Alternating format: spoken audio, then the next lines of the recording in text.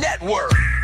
Now introducing your hosts, Jay Johnson's Cowboy Cody Slovinsky, Vandy Chris Keenhold, and Mr. Cheesy himself, Randy Jowers.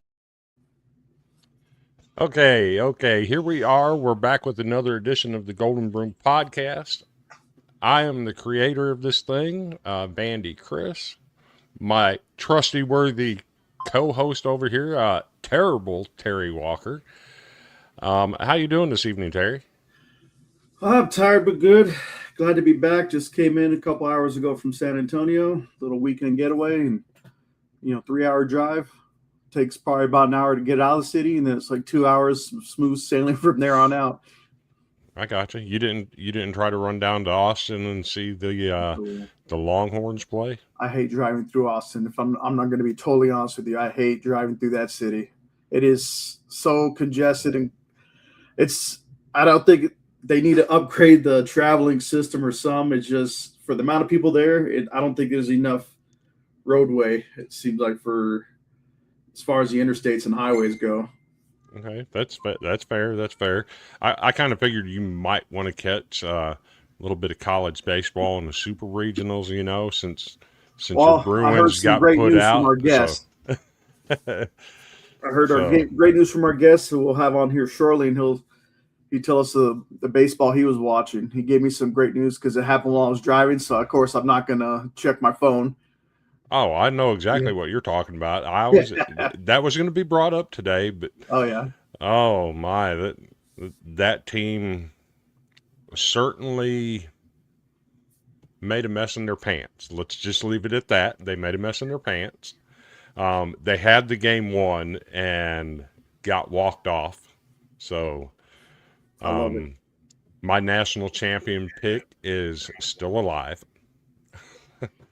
So speaking of our guest, Okay, go ahead. Sorry. who did you line up for us this week? So, as you all know, I'll go to any level of college baseball, no matter what. And I just happened, I'm like, let me try South Carolina. Because, one of our guys that was going to be here was, he wasn't able to make it tonight. That's Andrew. And I just happened to stumble across at Bob Jones University.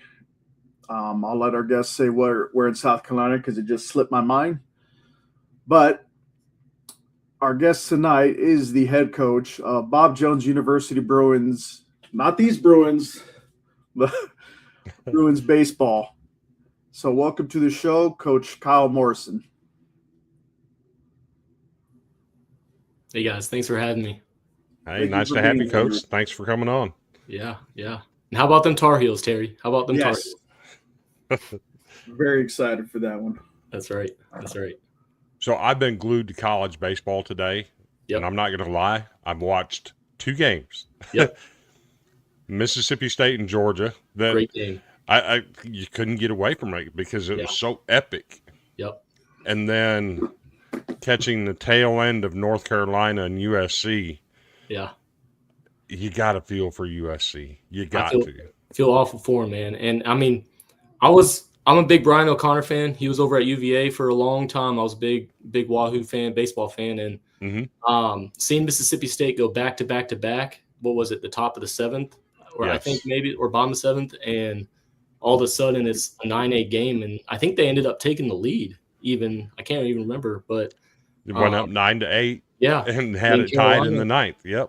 Yep, and then Carolina, the real Carolina, as I would say. Now I'm in South Carolina, so everybody says South Carolina is the real Carolina, but they're not. It's always University of North Carolina. But the Tar Heels, man, putting it on the Trojans there in the last inning, and great game, great finish, great day of baseball for sure. So you're a coach, right? Yes, I have to ask your opinion about this. When a team can go 3 for 23 in 3 games with runners in scoring position. Yeah. And still win 2 out of those 3 games. Yep. Is that team a threat to win it all?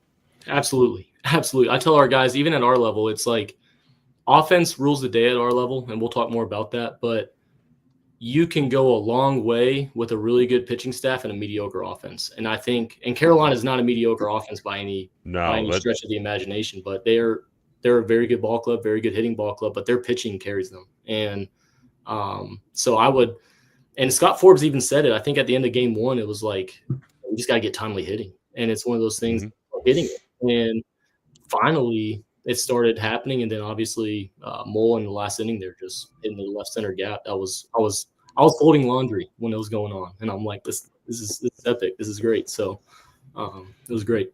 So one of the things that happened in that 9th inning is the USC pitcher couldn't find the strike zone. Yep. He goes 3-0 Yep. on the hitter. Yep. And you pull the closer out of the game at that point. Mm-hmm. Is that something you would do as a coach? Man, it's so you look at body language in that situation, and I don't know if you noticed, I think it was when he threw his second ball to the second hitter in that inning that he was about to walk. It was the 9 holes, a pinch hitter, I believe, too. It was Carter French. And the guy kind of fell off the mound, and then he looked at the mound. And whenever you see a guy, he didn't fall over, but he definitely he finished awkwardly. Then he kind of walked off the mound a little bit. When you see a pitcher look back at the mound as if it's the mound's fault he threw that ball, never a good sign. Especially out of a closer, you want that guy to have that bulldog mentality. But he's at USC for a reason, man. Like he's a dog. He's good. He's gonna bounce back from this. But definitely mannerisms like that you look at as a head coach, and it's just okay. I don't know about this. And that's why USC had another guy up. That's why traditionally most coaches will have somebody warming up in case of moments like that for sure. Okay. And I appreciate having this kind of conversation with you, but let's kick this thing off the right way. A lot of our listeners and people watching probably don't know anything about Kyle Morrison or Bob Jones University. Mm-hmm. I'm going to give you the floor for just a couple minutes. Introduce yourself to the people watching.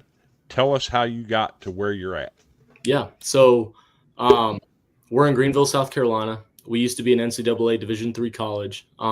We dropped that status about 3 years ago, just due to, I guess, maybe the reasons of comfort, things like that. Just the NCCAA fits our model a little bit better as a university. D3, we were kind of handicapped at 4 weeks of practice in the fall or a month long, as a lot of coaches would say it.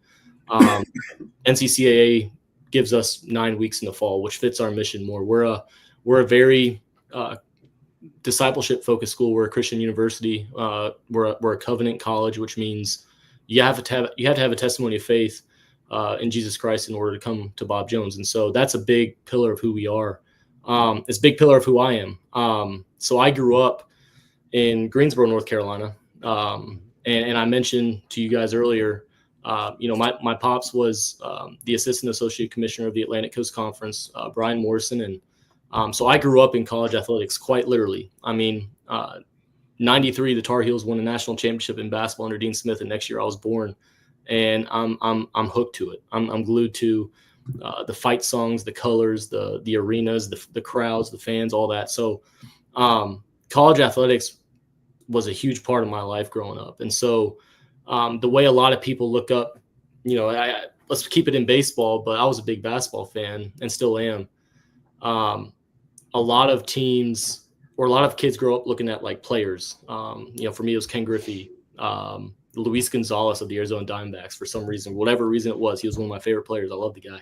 Alfonso Soriano. For me, it was head coaches. And so I was a big Gary Williams fan over at Maryland. I was a big Roy Williams fan, Mike Krzyzewski, obviously. And growing up in that environment, and just with my father's role, he used to do a lot of things on Mondays called these coaches conferences. And, I would hear stories about how coaches would interact with the media. He did a lot with media relations. So he knew a lot. Obviously, he had great relationships with these guys. And so the more I'm around my dad, the more I'm around those guys. And, don't know them totally personal. Like, they're not going to sit here and say, oh, yeah, I know who Kyle Morrison is. But I've definitely been part of or been part of and seen and listened to conversations, and press conferences were just kind of a thing that I was always accustomed to. When I became old enough, my father started letting me work, conference tournament stuff, and I would be the press runner in between. When it goes to a commercial break, I'm walking on the court handing out stats to press row, and I got hooked on it, and I held these coaches in such a high revere that I really wanted to one day be a coach, because it was just a privilege. These guys are shaping lives. These guys are getting in the mess of their lives, of these kids' lives, and really trying to help them out. And so I was drawn to that naturally. And, fast forward, I went to Brevard College in Brevard, North Carolina. At the time, we were Division II in the South Atlantic Conference, and they're D3 now, I believe, in the USA South. But I ended up going there, and when I was 19, I accepted Christ as my Savior, and that really shifted my focus more to, okay, do I want to coach, or do I want to get into the ministry? And I ended up wanting to pursue stuff with ministry related stuff. And I worked at a place called the Wilds Christian Camp in Brevard, North Carolina, and was there for 3 years and loved my time there. Man, it was, my best friends are there. I met my wife there. But then around year 3, camp ministry is great. There's a lot of, opportunities there's about 20,000, teens that come through there. And there's chances and times where you get to help kids in personal ways and things like that. But I really wanted to get involved more long-term in that age group of college guys. And so, Bob Jones started the baseball program, and I applied to be an assistant, got the job, and haven't looked back. This is now my second year as a head coach, my first full year as a head coach, with everything that happened in the fall in 24, 25. But I'm in it because I love relationships. Call me old school. It's what I never feel like I'm working. And my dad always said that that's like the biggest privilege in life. And my mom talked about all the time how much, if you can love work, that's a great thing. And so I'm never bored of it. I mean, it's Saturday yesterday, and I'm just kind of dying to get into the office on Monday because I'm just ready to recruit, ready to get after this lineup for next year. We're hungry. We want to compete. And so I told a recruit the other day, there's two things in my life that I'm most comfortable with, and that's my relationship with the Lord, and that's college athletics. And the fact that I get to fuse the two together, it's a privilege. It's the best job in the world. Now, there was a time, there was a time that we might not have been able to meet. Yeah. So would you care to share us why? Yeah. So 2024 fall semester, the school was struggling with certain enrollment issues and things like that. And the school ended up cutting the baseball program. And I was obviously devastated, heartbroken, because it's like, this is my job. And to make it even more stressful, my daughter was just born. She was 4 days old. It was our first day back from the hospital. And my previous boss showed up at my house, knocked on the door and said, hey, the program's cut and we're done. And that was hard, man. You're holding your newborn at 4 days old, and all of a sudden you're out of job. And so instantly, I'd been applying to some schools to be a head coach because I was an assistant at the time. And, it was a messy time. There was a lot of heartache. A lot of tears were shed because, we were building this thing and we were really excited for the progress we had made. And we were really excited about the team we were going to have that year. Fast forward 3 days later, they bring the program back. And by that time, most of our guys had left. We had 3 players on our roster, and I was then asked to be the head coach. And I remember looking at my AD and just being like, hey, we have 3 players. And like, what, this is the fall. So there's no summer window I can recruit in. There's nothing in the spring or fall from the previous year because all those guys were pretty much gone. So we had to go recruit guys that were leaving. We went knocking on dorms. We did everything just to try to field a team that first year. And my AD at the time was like, look, we know we put you guys in a hard spot. If you go 0-40, you go 0-40, just continue the program. And I'm thinking in my mind, like, I can't go 0-40. Like, this isn't going to fly. This is not going to be good. And we're going to compete like crazy. And so we ended up getting some of our guys back we don't officially have the portal just because we're not NCAA sponsored anymore. But they were transferring. It's the same thing. They just didn't have to have an NCAA ID or anything like that. But we got about 12 guys back, plus the 3 we had, plus some guys on campus, and then we hit the transfer portal between the fall and spring semester, brought in 6 guys, and those guys really stepped in and contributed a lot that first year. And we were a small ball team. We were the smallest of small ball. We bunted so much one game, the third baseman turned around and started yelling at me because we just were bunting so much. It was like, hey, they're not making the play. Let's keep bunting it over here. And we did. And that was a fun game. But that was our identity. We're a scrappy bunch, and we were a scrappy bunch this year. We were our run differential at the end of the regular season was literally 256 to 256. But somehow we were 12 games under 500. And I contributed to 2 things, kind of like what we were talking about earlier, Chris, with Scott Forbes. We had 10 of those games, and 10 of the 12 games we lost by 1 run. We had bases loaded with less than 2 outs, didn't get the job done. And then pitching.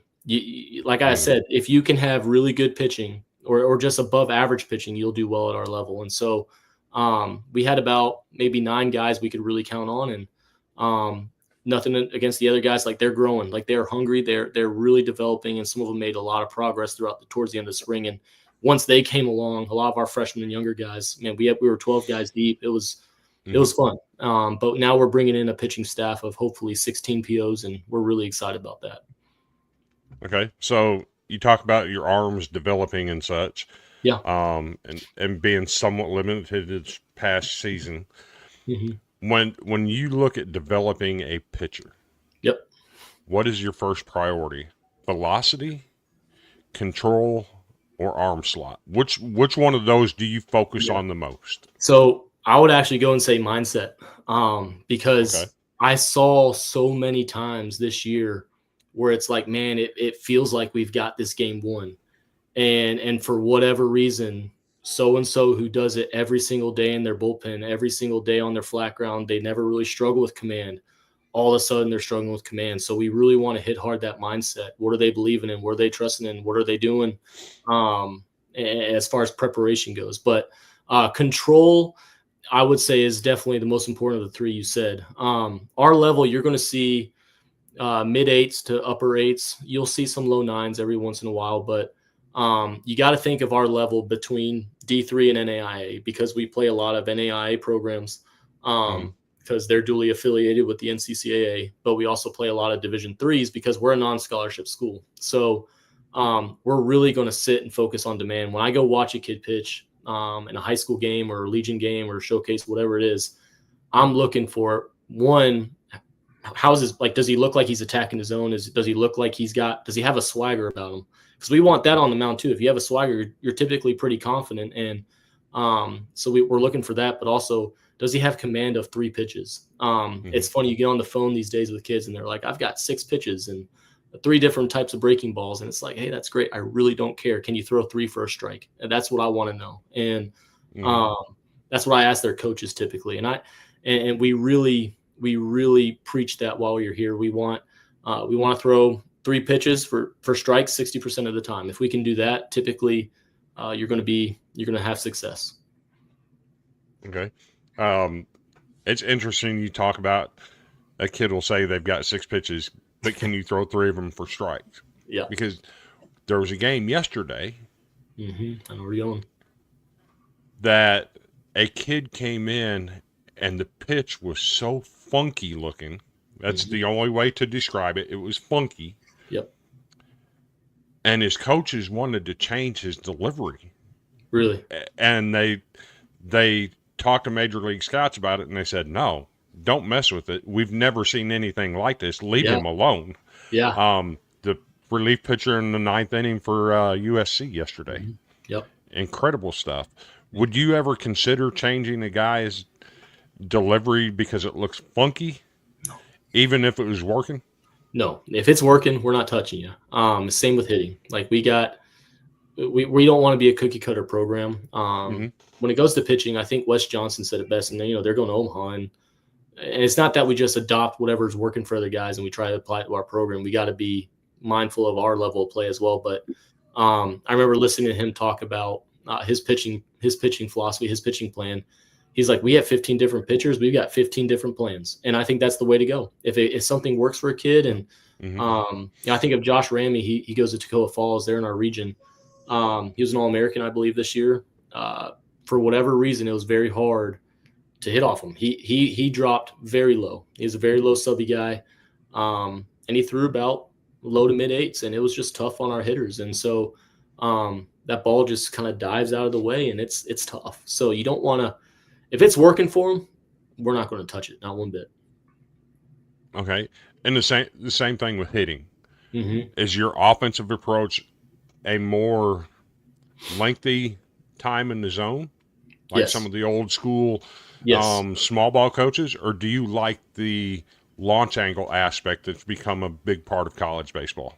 Yeah, so we want our guys to live in that 5 degree to 25 degree plane for sure. Like, I mean, that's that line drive power gap. We don't want guys swinging, below that too much, because that's where a lot of ground balls happen. But no, our hitting philosophy, we don't mess with the start. We don't mess with the typically every kid, a good hitter, is going to get to the same foundation when they're on time. Their foot is down. They planted their front foot. They're ready to go. We teach hard here. They've got to beat the pitcher to the top of the zone. When you beat the pitcher to the top of the zone, that means you're being good with your top hand, because a lot of pitchers, when they throw a fastball with 2 strikes, a lot of times where do guys try to go? Up in the zone, or they try to go outer half. But if they can beat you up in the zone, that's another plus thing for them. So we want to beat the pitcher to the top of the zone while preemptively thinking we want to meet the ball out front. And so when we're trying to beat the pitcher to the top of the zone, and we're trying to hit the ball out front, because that's where the power comes from, the zone time takes care of itself. We want a long zone time. We don't want a long swing, but we want a lot of time with the bat head in the zone, and you get that by using your top hand more efficiently at the top of the zone, working your way through it. And then obviously ball, if it's middle half out or away, we want to be a little bit more patient, hit the lower inside part of the ball. But we are a quality over quantity swing team. There will be days we're in our indoor facility and we're just like, I'll cancel practice outside and I'll say, we're not going out there because I want to get, 40 swings where we're really rehearsing your swing. And that's where, me, those are my favorite days because they get in there, they just have that zone time and everything. It's great. And we work on it a lot. Okay. You got a couple questions, Sherry? Yes. When so like whenever you watch the show, Chris has his set of questions. His is like more the in-depth like strategy, coaching philosophy. And my interest is always in recruiting. Now you go from Division III to NCAA. Yep. And as it is, you're already looking for a particular kind of athlete before they even step on the field. You're looking for someone, basically talk about their relationship, claiming their faith in God. Yep. Now, obviously that's priority one. Now, priority two is finding the baseball player with that strong passion for faith. So how challenging is that dropping down from Division III to NCAA? What sort of challenges do you face, and how do you overcome those challenges in filling up the roster? Right. So every time we talk on the phone with a new recruit, I have to explain what the NCCA is. And there's no harm in foul in that. Like it's a chance to play college baseball. A lot of times kids are grateful for that. We're also not recruiting those kids that are that Division I caliber level. So a lot of kids that are in that I've found at least that are in that Division II to maybe D3, that's where we try to recruit from, that level between those two levels. And obviously we want to aim for those kids that are borderline D2, and we do our best and strive for that. But we tell those kids like, hey, we want to play at a competitive level. That's why we play as many NAIA programs as we do. And we look for a kid who's athletic. I don't know if you guys know Elon University. They're in Greensboro, North Carolina. So Coach Kennedy over there, he's been there forever. He was there when I was in high school. And I remember going to their camp, and I believe it was him or there was another coach, but someone mentioned the fact that they recruit athletes and then they worry about the positions after. That was the first real change that we made when I became the head coach. Was I didn't recruit a single outfielder last year, and we had a 43-man roster, and our starting shortstop from a year ago ended up being our starting center fielder. We can shift guys into positions where they can excel. I'm more preoccupied with the bat. The defense will take care of itself. We'll get the reps there, but I want to recruit athletes. And I've heard Kevin O'Sullivan at Florida talk about it some too. I think some of their first basemen might have been shortstops in the past. And it's just, it's something that we really want to recruit athletes. And Terry, I appreciate the question, man. We cast a very wide net for a very small pond. Because we're a conservative Christian school. We have maybe different sets of standards than a Liberty or a Dallas Baptist would, but so we have to find kids that fit that. But we do so with casting a wide net for baseball ability. We look and say, hey, is this kid what we want in baseball? And then we have the conversation. When I get them on the phone, I ask them 3 questions. What is the gospel? Do you know the gospel? And do you believe the gospel? And how did you come to believe the gospel? So 4. But I tell guys this, and I don't say this arrogantly. I truly mean it. I do believe here at Bob Jones, we recruit more than any school in our level, because there's such a wide net we have to cast. I get told no all the time, and that's okay. Just because maybe they don't fit our school, or they're just not interested in it. And but it doesn't stop us at all. I think the right kid is out there. You've just got to go find them. And an example of that, just to bring it back, again, you'll see how much this shaped my life. I remember watching UVA versus Carolina when Tony Bennett first got the job at Virginia. And I remember asking my dad, I'm like, how are they competing with Carolina? Carolina has all these All-Americans. And he told me, and I remember him saying, I'll never forget it. It's Tony finds the right fit no matter what. He'll find the right fit for his program. And so that's what I have to do. And it's a challenge that's part of the competitiveness that I love about college coaching and the uniqueness of our school. It just drives me that much more to go find those guys. And there's faith-based kids all over the country. You just got to go after them. You got to go after them. We've had kids from Sacramento. We had 2 kids from Sacramento, California on our roster this year. They came all the way to Greenville, South Carolina to play ball. So if you're good enough to play at the college level and you have a relationship with the Lord, man, we're taking you. And I appreciate what Andrew says here. But Greenville is a baseball city. We've got a phenomenal baseball city and a lot of people to back it up. So. And he wanted to make this show too, because he doesn't live far from Greenville. Yeah. I have one more quick question though before you ask Chris. Hopefully you don't forget, but I'm gonna use kind of like a metaphor here. Now you say big net, small pond. Yeah. So let's say the U.S. is the small pond. You're casting your big net. How far has the reach been for your recruiting, your current roster? Like from Greenville, who's like the furthest recruit like around the country that you've gotten? So definitely Snohomish, Washington. Cole Fazio. Shout out Cole if you're watching this, but or if you come across this. Great kid, but he was from Snohomish, Washington. We've had 2 from the Bahamas. And that's awesome. Yeah, we do actually, Terry. We actually do a good amount of recruiting in Texas. I was on the phone yesterday with 2 guys from the Dallas area, and so we're kind of all over. Like I said, if you can play ball and you love the Lord, come play for us. That's how we see it. Awesome. All right, Chris. Sorry to cut you off. No, it's great that Andrew brought up that Greenville is a baseball city, and you'll see where I'm going with this in just a second. There's a D2 powerhouse. Yep. In Greenville. Mm-hmm. Obviously, you know who I'm talking about. Yep. As a head coach at Bob Jones, do you have a relationship with said school in that, let's say they have a player come in and he's struggling at that level, that has that faith that you're looking for? Is he able to pick up the phone and say, hey, Coach Sam, I got this guy over here. I think he'd be a great fit for you. Do you have that kind of working relationship around the coaching circles? We don't. But I mean, I'm definitely open to it. We've talked about it. There's a school named Anderson University also in our area. They're right outside Clemson. And our pitching coach is actually he graduated from Bob Jones in 3 years, transferred to Anderson, was a weekend starter for him. He's coming back to be a pitching coach this year. We really want to set something like that up because that's exactly, I don't know if you know this, but that's exactly how North Greenville kind of got off the ropes.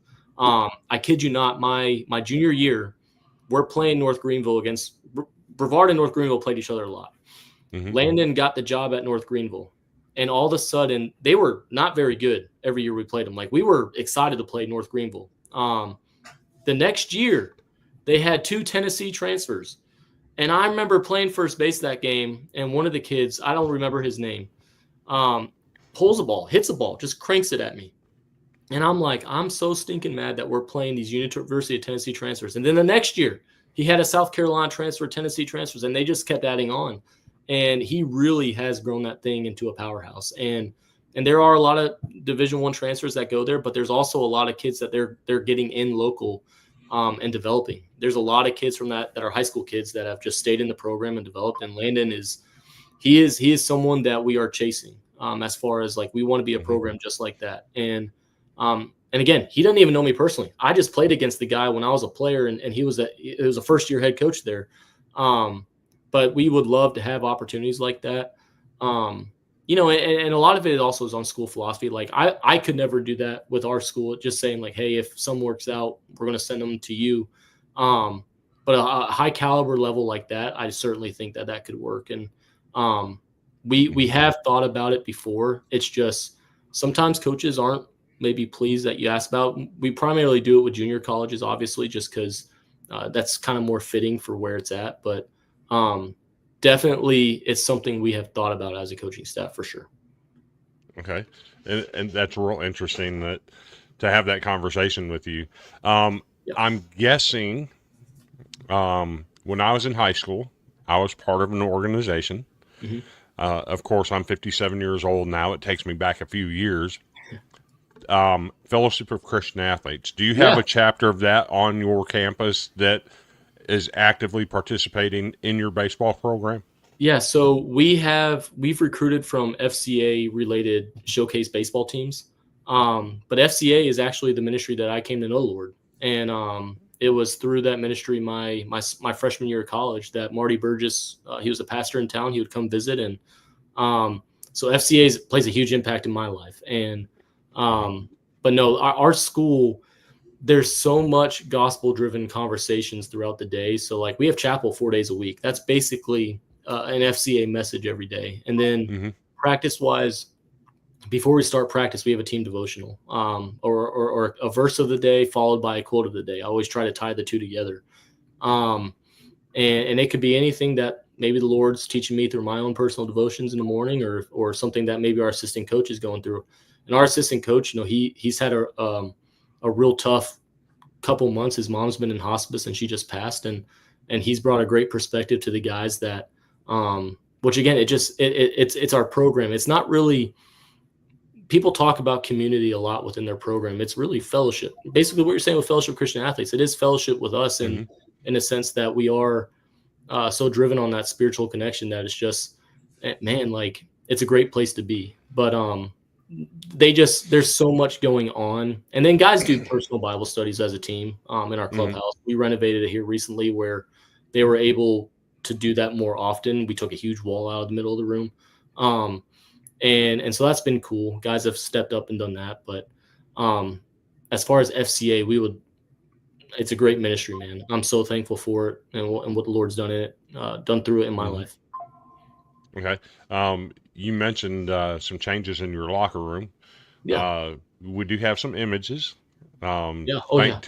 Thanks. I'm not sure how Terry got these, but he's got some images here They were of sent your to program. me. Like, these are courtesy of Coach Morrison. Thank you again, Coach. Yeah, for sure. Looks like your weight room. Yeah, so this is our student athlete weight room.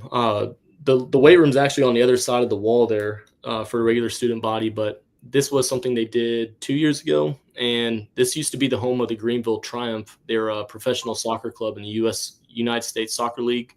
And when they moved out, part of the agreement was they left it for us. And so we added a lot. My office is actually going in there and I'm working on it this upcoming week, but they're trying to make that the central hub for athletics. And on the other side of the wall is also a huge renovation going on right now. Basically a huge lobby, gathering space, offices, maybe something for our athletic director here in the future. But yeah, we're thankful for that for sure. Okay. And then looks like your indoor cages. Yep. Our indoor facility, that was done 6 years ago, turfed 5 years ago. And man, we are incredible. Not many schools at our level get this. I mentioned I was a D2 product. Our cages were outside and in the mountains of Brevard, North Carolina, when it was cold and you didn't want to be outside. And this is a great space for our guys, badge access. They get in there, do their work all the time. It's a great spot for us. Okay. That's your home stadium, I'm guessing? Yes, sir. Conacy Stadium was the home of the AA Atlanta Braves. So many guys like Andrew Jones, Chipper Jones, I believe Tom Glavine, they all played there. And so neat piece of history for some Southeast baseball fans. And they do a great job keeping up with it. And we work on it all the time. We're incredibly blessed to have that as our home stadium. Yeah. If you've followed Major League Baseball in the last 35 or 40 years, you've absolutely heard of the Greenville Braves. That's a nice facility for you to be playing in. Absolutely. And especially the names you mentioned, like Chipper Jones, Andrew Jones, Tom Glavine. Yeah, for sure. So this was the spot we're really excited about, man. Like, and part of my motivation for this was when I was in school, I remember we picked up a couch off the side of the road and we had one of those box TVs that, when you turn on and your shirt sticks to it. We had one of those in our locker room, and we brought a Nintendo 64. And now, granted, this was 2012 to 2017 that we had this, but so there was definitely much nicer stuff. But we made that clubhouse our own, And so when I got the job, we had a wall going down the middle of the space, and not many guys were hanging out in there. There was no Wi-Fi. There was no internet. There was nothing. No, not even outlets to charge anything or TVs, nothing. And so the day I got my credit card, and if Coach Parker, our former AD, if you're watching, sorry about this. I mean, you ended up confronting me about it anyway. The first day I got the team credit card, I went to Walmart and I bought a PlayStation 5 and a TV for the locker room. We didn't even have outlets, but I did it for purposes of team camaraderie. Like, we needed that. And that place is exhausted. Guys are in there all of the time. And it's a spot where they can go just let loose a little bit. They're always on the sticks. They're always playing video games. They're always watching TV. Saturdays are big. Outside of our clubhouse, we actually have a Blackstone that was donated to us by one of the parents. And we have a kid from Houston, Texas, who can make some pretty good Tex-Mex food. And so we're spoiled. We really do emphasize a lot on just team bonding, team chemistry. And this space allows that for sure. Okay. We'll get into food in just a few minutes. There you go. I like that. More pictures of the locker room. Yep. I'm going to be honest. This chair and the couch and your little coffee table there, mm-hmm. I'm just going to be real. That looks like something I would buy over at Goodwill. I mean, that's how simple this appears, but something so simple can mean so much, right? That's I want a foldable chair sent to me. That's right. That's right. Yeah, we can get that to you. No, we I got that coffee table off Amazon for $55, I think. There you go, right? I'm not gonna lie though, for being the level you're at and as small as the school is, I think those are really spectacular looking facilities that you have. Yeah. Mm-hmm. You know, regardless with all the upgrades and everything you guys are putting in there. And I mean I showed you some of the pictures I sent you from, you know, a certain college here where I'm from. Yeah. And it did seem like they were very far off as far as the quality of the product that you're presenting to, you know, your future recruits and everything. That's right. So, mm-hmm. And a little quick shout out real quick to the 138 people that are tuned in right now live. We thank you all for watching, and, you know, can't appreciate you guys enough. Mm-hmm. So let's this looks nice. This looks nice. Yep. This was our coach's locker room. And I have a philosophy where, look, I mentioned it. I played ball just 8 years ago. So I'm not that far removed from the clubhouse culture and what it means to be a part of a team as a player. I have a rule that I'm not allowed in the clubhouse unless I'm getting gear, I'm getting equipment, we're having a team meeting, or I'm showing it to a recruit. The reason being is I know full well when I walk through those doors, the conversations, the mood, it changes. People kind of tighten up, they stiffen up a little bit. Culture, I dictate the culture, right? I have standards for the culture, but I know full well that I can't make guys love each other. I can't make guys have each other's back. Like that's gotta happen organically on their own. So having a coach's locker room in there, it was in the back corner of the locker room. It didn't fit our philosophy. So I turned that into a player's lounge. And our volunteer pitching coach and I, from a year ago, that's where we spent our summer. We spent it in there. You can see I had literally $90 for paint because I didn't cut in the corners. But if we're balling on a budget, that's our level. That's what we do. So we have to get creative with it. And we really did our best to try and make it as nice as possible. So we're very thankful for it. I've seen 16 guys in that locker room, or in that spot, by the way. Don't know how, but I saw 16 guys in there at one time. Crazy. That actually looks like it well thought out and well planned, you know, a cozy little spot. Yeah. Guys are napping in there a lot. I've seen that. I've walked in a few times. And then that's our student body weight room right there. Okay. And sometimes when there's nobody in there, we'll open the door that connects to our student athlete weight room so more guys can get more reps in. But typically that doesn't happen all the time. We split up our pitchers and position players on all our workouts anyway. So we don't always run into that problem. So you've actually got some pretty nice facilities, if we're being honest. Absolutely. Yeah. For the level of competition where you're competing at. 100%. So you mentioned food and having a Blackstone and a cook. Yeah, that's right. So I don't know if you can tell. I'm a little thick, and you can. I'm sure you can look at Terry and see he likes to eat. Yeah, we all do. Praise the Lord. I've lost we're 60 gonna pounds though, so There you go. still big, but not as big. There you go. So we're gonna come down to Greenville. We're gonna hook up with our friend Andrew that lives there. Yeah. And we're gonna come over, and we're gonna spend the day with you over at Bob Jones University. Get to know you personally, hang out with you, all of that kind of stuff. Yeah. We need a place to stay. Yeah. Are you gonna host us at your house? Absolutely. Are you gonna feed us? And what are you going to feed us? Are you going to cook for us, or are you going to take us out somewhere? Tell us what's on the menu. So first, when you get in, you're going to fly into GSP. We're going to stop at Henry's Smokehouse. It's a barbecue joint, and it's good when there's only I don't know how many seats are in there, but it's not like a full-size restaurant. When it's smaller seating in the inside that it's a good barbecue place. And so we're going to eat there, where the sides are, you're going to have leftovers for days, the mac and cheese, the fries, all that. It's amazing. Then we're going to go home. You guys are going to stay at our place. We got an extra room for you. Just got to deal with a crying toddler right now. She's struggling going to sleep on time. But it's going to be black steak on a skillet. We don't have a grill. I'm in a townhome, so I don't have a grill outside. But we do it on a skillet a lot, and we get it just right. My wife loves it, and it's one of the best. I'm enjoying it. It's making me a big skillet guy. I'll tell you that. Okay. Yeah. Okay. I'm down for that menu, by the way. And crying baby don't bother me. I've got like 8 grandkids myself, so good. I get it. Yeah. I get it. Yeah. So I'm going to go a little bit dark on you here. Yeah. Okay. Let's say you just played a game. I don't know. You got beat 37-6. Mm-hmm.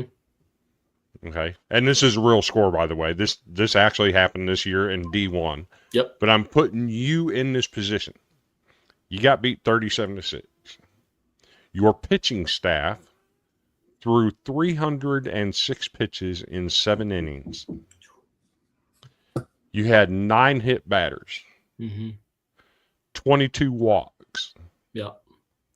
You're on a long bus ride back home to Greenville. Yep. It's 1:30 in the morning. You're ready to quit. Mm-hmm. Who's the one person in your phone that you're going to call to get your mind back where it needs to be, to get you back focused on getting your team to excel more than what it did that day? Yeah, my pops, my dad, for sure. He was that guy. Believe me, I was having that conversation when I first got this job. And I saw the handwriting on the wall that, hey, we got 3 players on our roster. That's all we got. And we've got a 40-game schedule we got to get ready for. And the only kids that are answering this call are the ones here on campus in the dorms. And I remember him, he just told me, he said, get a whiteboard, write every recruit that you get to come in for spring, every guy that you get back on campus through that grace period that the school allowed, and try to encourage yourself that way. But he said, you got to quit complaining. You got to get to work. And that was it. That was all I needed. And it was one of those kind of quick shots of, hey man, like you got to go. And he knows how to talk me out of things. He knows how to talk me into things. And that was one of those days where I was looking for sympathy and empathy, and he gave me the fist right between the eyes. And it was, you got to quit complaining, just get back to work, because this is your job now. And I think back onto that conversation a lot. Okay. And that's a fantastic answer that you could actually relate it to something that you've already been through. Yeah, absolutely. What do you got for him, Terry? Now, I usually ask questions about education, and because, I think that's always a, good plan B in case plan A doesn't work. Yep. Now for, private Christian school, like you're saying for you, I know there's, a lot of, you said it's a 4-year university, correct? Yes, sir. So it is 4-year university. And I'm sure one of the major things a lot of people go there for is, say, one day become a pastor. Mm-hmm. Yeah. Now, besides becoming a pastor, what are some other majors that not necessarily deal with Christianity, but like what kind of major can you achieve at Bob Jones University? Yeah, so we have, I believe we have 60 undergraduate programs and 48 degrees. So that's because there's spin-offs. From what I understand, there's spin-offs. Like we have 6 different types of engineering, mechanical, all that. There's a lot of them. We have a lot of Business, those too. yeah, business Where is I work one. anyway. Yep. Business is one. That's probably our most popular major. We have sports management. We have nursing. We have biology. We have pretty much any major you can think of that is offered at a lot of schools, which gives us a huge boost to recruiting. Because like I can't tell you how many times I get on the phone. I'm like, hey, what do you want to study? Well, kinesiology. And it's like, great. We have a great kinesiology program. And they're like, oh, I want to study engineering, but maybe it's going to be tougher at this school.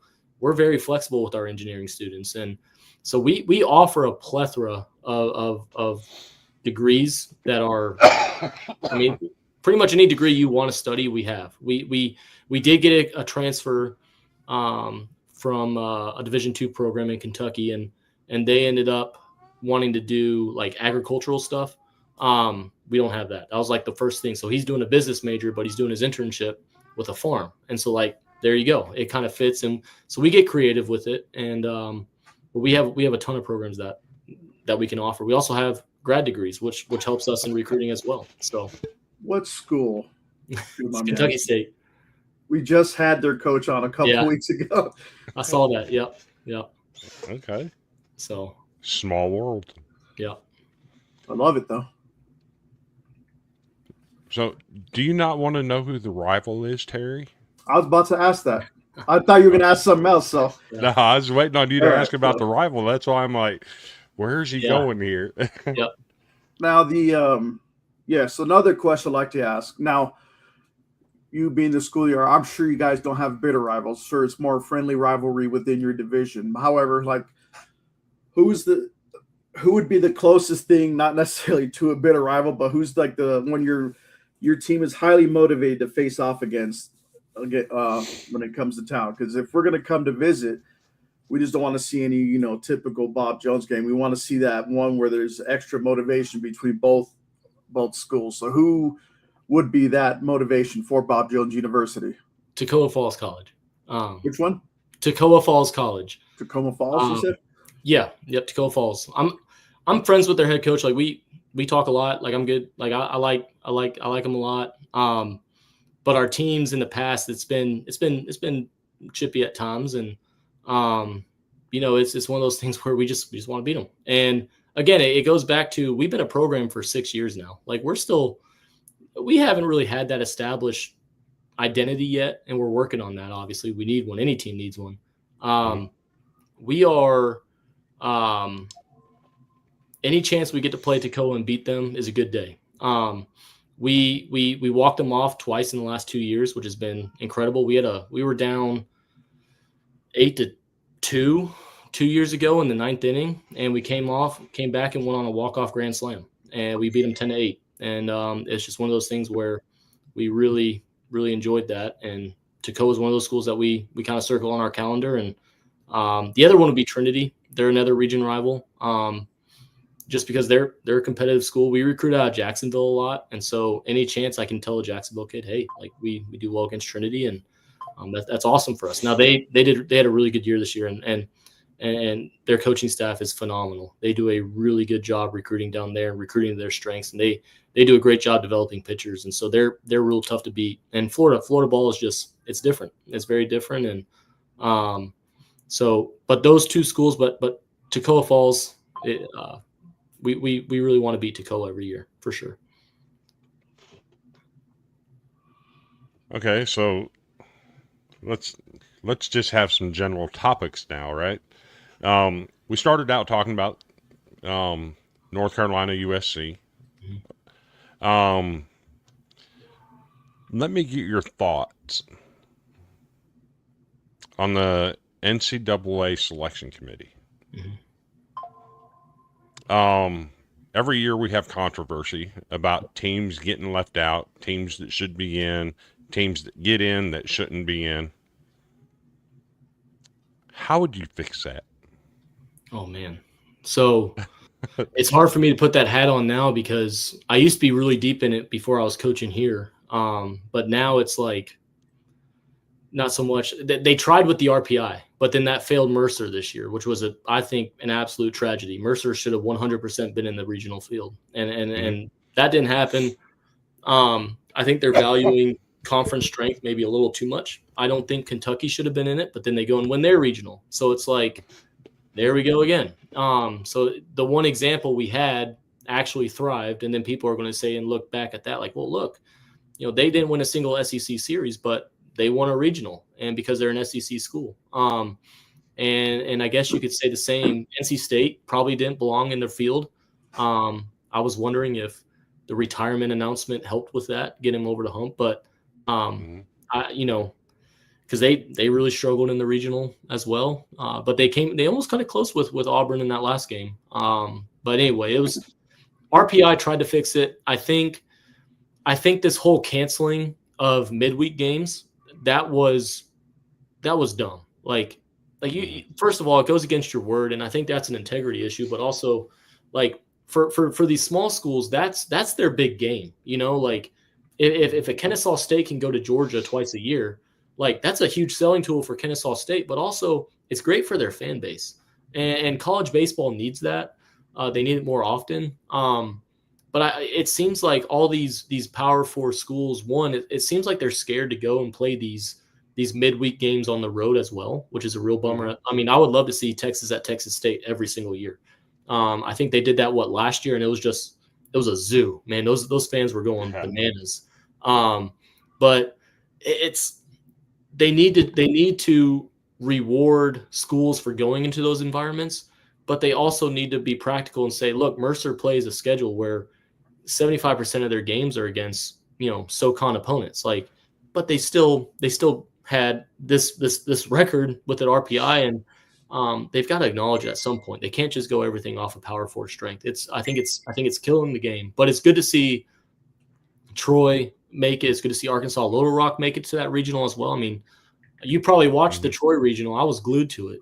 Coach Meade over there's doing a great job, and those fans were nuts. That was awesome. So you're in South Carolina. Yep. There's a current job opening down there. That's right.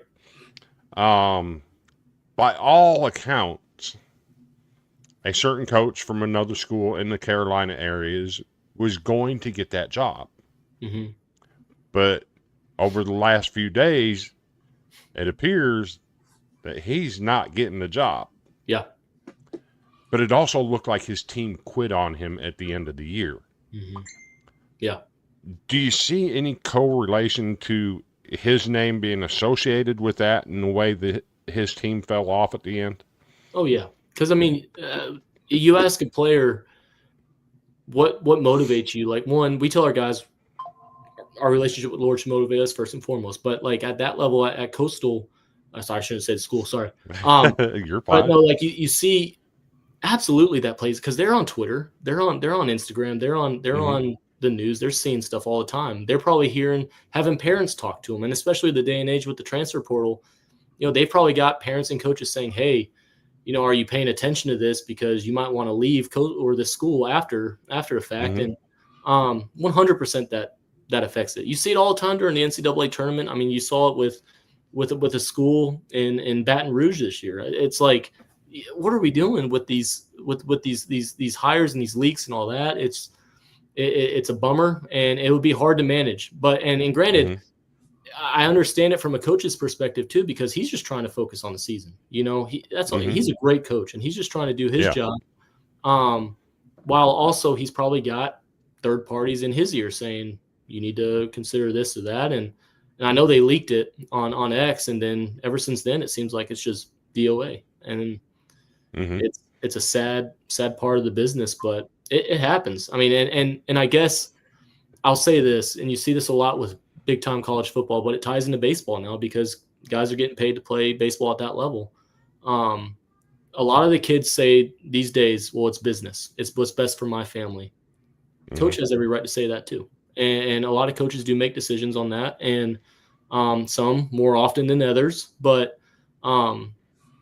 we can't fault the coach if we're not going to fault the kid, and vice versa with the kid and the coach, in my opinion, from where I'm sitting at. And again, I'm not even remotely close to that level, but just what you see, it's like, yeah, I get why both sides would be acting this way. And so anyway, I think that, and again, that goes to culture. You gotta, your players need to know that you have their back, and coaches need to know that the players have their back. And so it's a yin and yang situation, if you want to say it that way. So I'm going to give the initials of 3 head coaches. Yeah. SM. LP. And SS. If you had to pick one of those 3, they're all Division I coaches. Yeah. Well, one is not. One's a D2 coach. Yeah. But 2 of them are D1 coaches. One's a D2 coach. As an outsider looking in, who do you think gets that big-time SEC job in your state? I know who I'm rooting for. The little guy, so to speak, quote unquote. But I would love, from what I've heard, the second option you said, I think it was your second option. I mean, he's a South Carolina guy through and through. You know, like, that's a huge job, man. Like, and you want people in there. It's kind of like you see it during the Carolina recruiting search for basketball, right? When Hubert Davis was let go, it was well, we got to stay in the Carolina family. Like, they got out of it this time. Well, sometimes you need it back in, because sometimes it's when you're made of that and that's in your blood. It's just a different fight. It's a different fight. That coach has a little bit maybe of a different mentality, and so I'm rooting for that individual that you probably know that I'm talking about. I do. I absolutely. You know exactly who LP is. Yeah. And yes, I'm rooting for him too. Yeah. Give a quick shout out. We're up to 183 people watching live currently. So thank you all for tuning in and love and support. Absolutely. So what's next for Coach Kyle Morrison? What's your next objective as a head coach in your career path? That's a good question. Our school's never had a winning record. We did just set a program record in wins this year, which was a huge achievement, but also losing 12 games by 1 run, knowing it could have been way better than what it was. Honestly, when you said what's the next thing, it's going to be recruiting, right? Right. You've always got to be recruiting. I don't really look that far ahead. I don't know. It's just I've never been that kind of.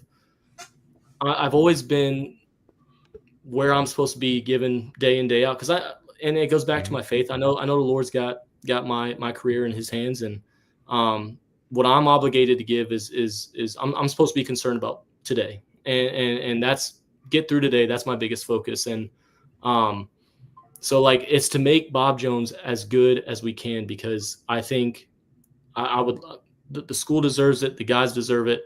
Our guys work so hard. They work so hard, and I want it so bad for them. And we're going to do everything we can to get to that. So it's just get that, cross that finish line, get that winning record, that first one, and then let's see what happens in regionals and postseason. That's the biggest one for us. Okay. I love that. Yep. So I'm going to give Terry one subject. I'm going to take the other subject. Okay. I'm going to give you the floor for just a couple minutes. I want you to shout out anybody that you want to shout out, whether it's a coaching mentor or a wife or a family member. You just take a couple minutes and shout out people that are important to you. Yeah. So first of all, my wife, for sure. She is the main reason I'm able to do what I do. And she is the one that brings me back to the ground if my head's a little too big, and she's the one that supports me when we're at our lowest of lows. And she has been the most understanding individual I've ever met. Just she played college soccer. She gets it. She understands the reality of college athletics. So she's been a huge foundation, a huge part of my life. My mom and dad, obviously, they're the ones that poured into me. Mom taking me all over across the state of North Carolina to do baseball, and pops for just telling me to pursue my dream of college coaching, and for teaching me a lot of what I know about baseball and college athletics as a whole and relationships. And my pastor, Marty Burgess, he played a huge instrumental impact in my life when I was in college. And Coach McKay, Coach Walsh, Coach Owen, those guys who were at Brevard.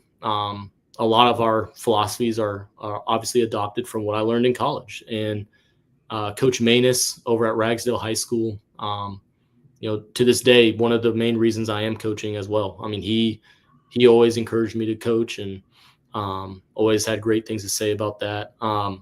Willie Parton, Chris Anastas, Sean Alexander, Addison Hagberg, Caleb Prigge, a lot of those guys at the Wilds, where I was working in ministry for 3 years, rubbing shoulder to shoulder with them. It's just those guys obviously played a huge impact in my life. And, I still think about conversations I had with one of them about just doing the next right thing. And I think about that conversation every single day of my life, especially when adversity hits. Just, hey, your north is just doing the next right thing. Just do the next right thing over and over.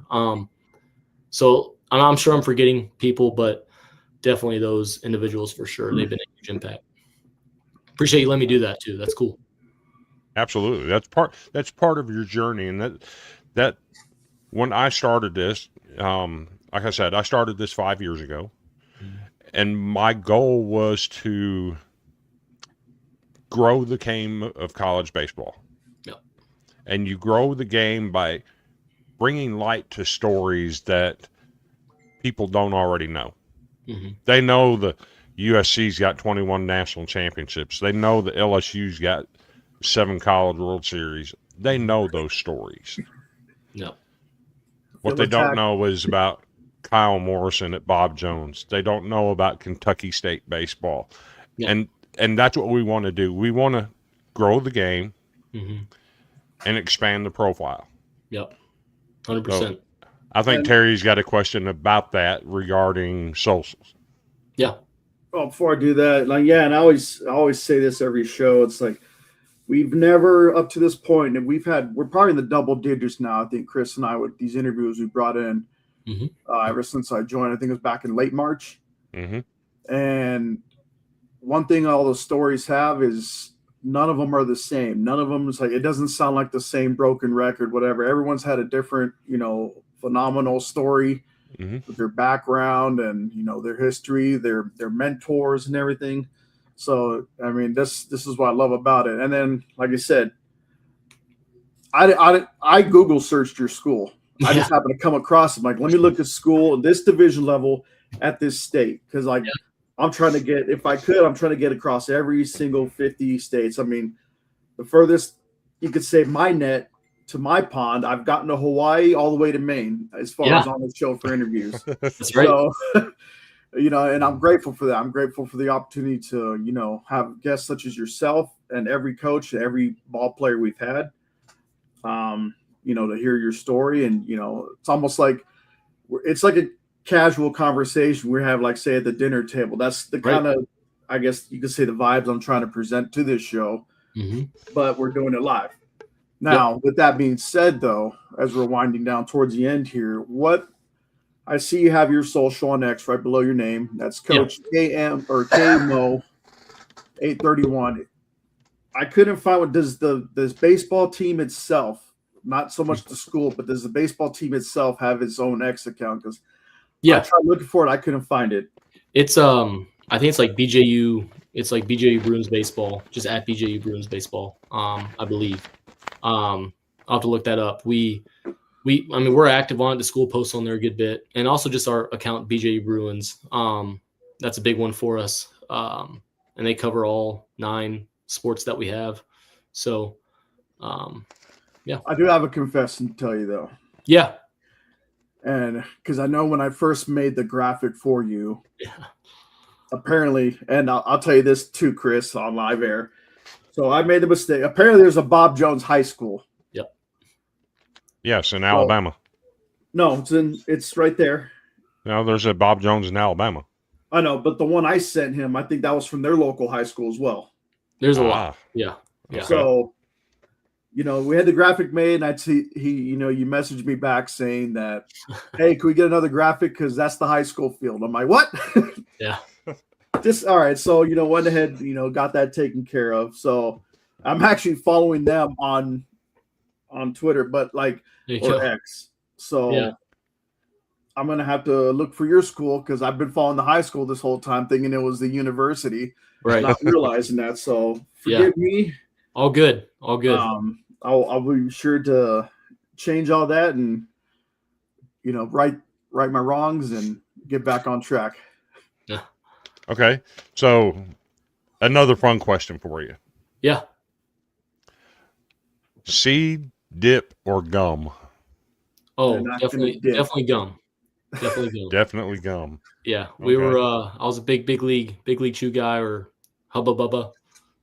Okay. Yeah. The ones that last for like 25 seconds and you guys spit it out in the dugout in between innings because it already loses its flavor. That's 5 times longer than fruit stripe gum. You remember That's that? right. Yeah. Yeah. Yeah. So what about players on your team? Do a lot of them use seeds or dip or anything? Do you have any limitations on that? Definitely no dip. We're tobacco-free school. So a lot of seeds, man. I've seen the most bizarre flavor I've seen of seeds is the coconut flavored seeds that they get from the Hispanic outlet here in town. And I'll tell you, don't knock it till you try it. It's good. Unfortunately, though, it's about 100 calories for a quarter of the bag. So I try to stay away from them. But no, the coconut seeds are the best. Okay, and I asked that because we are sponsored by Chinook Seedery. Okay. I see that. The best seeds on the market. Yeah. If you want some good seeds, go to ChinookSeedery.com. We have jalapeno ranch, lemon pepper, Parmesan and pepper, like that, smokehouse barbecue, Hatch chili, cinnamon French toast. Yeah. We got some flavors. If you want to get you some, go to ChinookSeedery.com, enter the promo code Broom10. I believe that's the code. I get forgetful sometimes, but go ahead and use our promo code. You get 10% off your purchase. Show them some love. Give them a follow on the social medias. Appreciate Chinook being our sponsor. They're gonna have to look at getting a coconut flavor. Yeah, it was good. The first time I tried it, I spit it out, but then I was like, that aftertaste isn't that bad. I need to get some more of this, and that's when I went after it some more, and I was like, this is pretty good. So okay. Well, Coach, dill pickle too is on there. Yeah, that's a good one. Yeah, that's a good one. Pardon me coughing. Been dealing with all this upper respiratory stuff for like a month, and I just can't knock it. But it's been better today than it's been in a minute. Yeah, but good. Appreciate you having you on, Coach. It's been fantastic talking to you. Yeah, thank you guys for having us, man. And it was awesome having the. Like I said, when you guys first sent the email, I was like, is this real? And then when it was like, all right, cool, like let's talk about Bob Jones baseball. Like this is what we do every day, and so it's cool to be able to share it with someone else and share it with a broader audience. So when did you finally realize that? Because I'm the one that sent the email. When did you finally realize it was like a legitimate show? Yeah, not necessarily a big show, but we're growing. But you realize like, okay, it's not spam or some kind of virus. It's going to mess up the whole system at the school. Well, it's funny, man. I always failed the fish alerts at our school. So if there's any hacksters watching this, don't send it to me because I'll probably fall for it. But we're one of those. When you send it over, I sent it to our AD because I was like, hey, you guys cool if I do this? But I was like, I'm pretty sure it's spam. And our assistant AD responded, this is not spam. This is legit. So I was like, cool, let's do it. And then I think we got on the phone and got to talk just baseball, Pete Rose, and all that. So it was good. It was a good day. So I was like, all right, this is I told him the Pete Rose story, Chris. Yeah, sweet. Okay. One thing I was you'll be glad to know we are expanding here at the Golden Broom. Yeah, for sure. We may I'm going to tease some stuff. We may go under a name change. Nice. In the future, very soon. But we have now developed our own email address Go. for the show. So Yeah. we're getting more professional in that route. Yeah. So, it's a step in the right direction, but it's guys like you that come on and give us a little bit of credibility, right? Mm-hmm. Sure. Because that's all we want to do is grow the game of college baseball, whether it's National Christian College Athletic Association, NCAA, Division I, Division II, Division III, NAI. We just want to grow the game. Yep. And we appreciate you being willing to be part of that. Yeah, no, thank you guys. And I mean, when I heard about you guys, it was kind of like hustle respects hustle. You guys are grinding out here. You guys are doing shows every Sunday. And so I appreciate it. And I saw that and I was like, man, like, yeah, let's help each other out here. This would be great. So y'all do a great job. I listen to your stuff and really appreciate you guys having me on. Thank you. So before we end the show here, if you could stay, backstage. Yeah. I got a few things to discuss with you quick. So a couple questions and then, another thing I'll go over with you. Yeah, for sure. Just real quick. So awesome. As far as I know, I'm all out of questions. Well, besides the one I'm going to ask after the show, but yeah, right now, I think you've said we had a record last week. I think it was 173, Chris, or somewhere around there. Well, you broke a record tonight. Oh, there we go. We're at 100. Like currently, we're at 188 people watching live across all social media. So thank you to those 188, and also thank you to the people who are going to watch once we're done posting it. Once we're not live, because the view's a view regardless. So we thank you all. We thank you keeping us going. Like me, I'm going to every depth, as you could ask Chris, whether it's JUCO or anything. It's like, okay, at work, we have a thing. I'll say real quick. We have a digging permit that we have to accomplish to make sure we don't hit any gas lines, no combines, whatever. So yeah. I work construction. So like here, I don't have a digging permit. So I'm digging as deep as I can, as fast as I can to go to any depths to, shine light to any kind of baseball college affiliated school, no matter what level. So that's right. If anyone's watching, if you ever get an email from, you'll see my email or, you'll see the Golden Brooms email. We're not spam. Answer the emails and realize we are a show. 191 now, so you're setting the bar high. There we go. Mm-hmm. And like I said, can't thank you enough. We're glad to have you on the show. If there's anything else you'd like to add, Chris? I'm all tapped out there. Just real quick, we will be back next Sunday night. I'm sure Terry has got another interview scheduled. Not sure if he does or not. We do. Tell us who we got next week. Give me a quick second to look to make sure it's not the June 14th. All right, so we're doing a doubleheader, Chris. Okay. So we've already had the coach from Kentucky State on. Mm-hmm. So now we're going to have two of his players currently on the team. So we're going to have you could say it's a 2-on-2. It's a tag team match. For an interview. And we're going to have Jaden Walter and Tyler Kanzler from Kentucky State University on next week. So we're very excited to have them and, keep looking. We got interviews up until early August right now, booked up. No gaps right now. So I'm very grateful for that. I appreciate you doing that hard work for us, Terry. Again, we appreciate Coach Morrison for coming on with us tonight.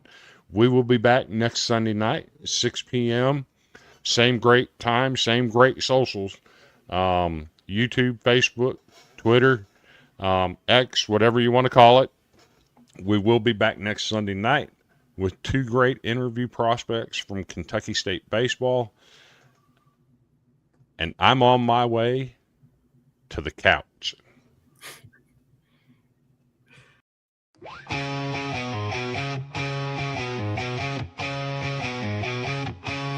On the diamond